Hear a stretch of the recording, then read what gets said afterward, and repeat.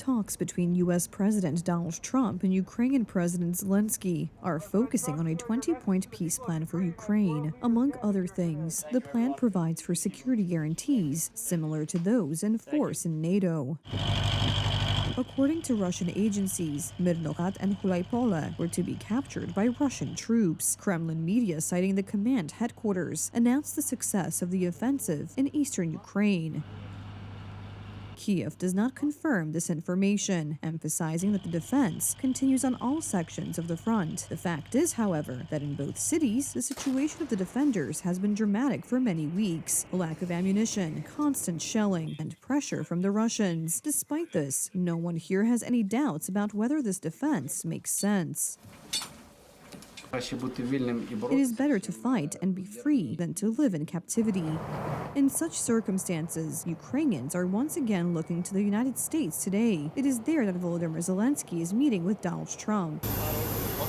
The Ukrainian president arrived in the United States last night. The future of Ukraine may depend on this visit. Optimism is very cautious. Ukrainians have experienced disappointment too many times in recent months. I don't think there will be a breakthrough because we've seen previous negotiations and agreements. And then a day or two ago, yesterday, there was another attack. I think Russia will drag this out as long as possible. I am convinced that nothing will change. It will be a long series of negotiations without results.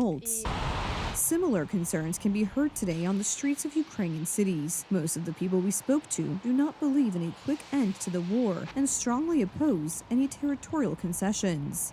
I would like it to end, but that is what our side wants. We have no advantage in this situation. That is why I want everyone to be healthy, strong, and patient now. Especially since Russia shows no willingness to end the war, even for propaganda purposes. In fact, it proves its intentions every day. Yesterday's massive attack on Kyiv was a brutal reminder to many of what is at stake in the diplomatic game.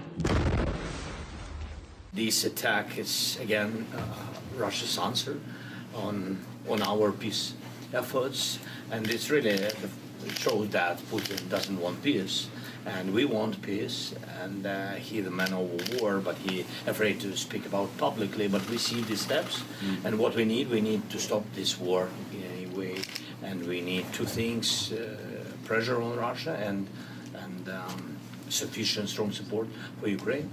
Even before arriving in the United States, Volodymyr Zelensky held intensive consultations with Western allies. In Canada, he met with the Prime Minister and via video conference with European politicians, trying to work out a common position ahead of key talks in Florida. Under President Zelensky's leadership, we have the conditions, the possibility of a just and lasting peace. But that requires a willing Russia. And the barbarism that we saw overnight, the attack on Kyiv, shows just how important it is that we stand with Ukraine during this difficult time. The Americans make no secret of their determination to bring the talks to some kind of conclusion, even if it means difficult and controversial decisions, hence the sounding out of possible concessions on both sides of the conflict. The president of Ukraine himself emphasized that he is ready to compromise, but only if real and binding security guarantees are provided by the West. Vladimir Putin, on the other hand, announced that if Ukraine does not surrender the territories of Donbass and Luhansk, Russia will take them by force.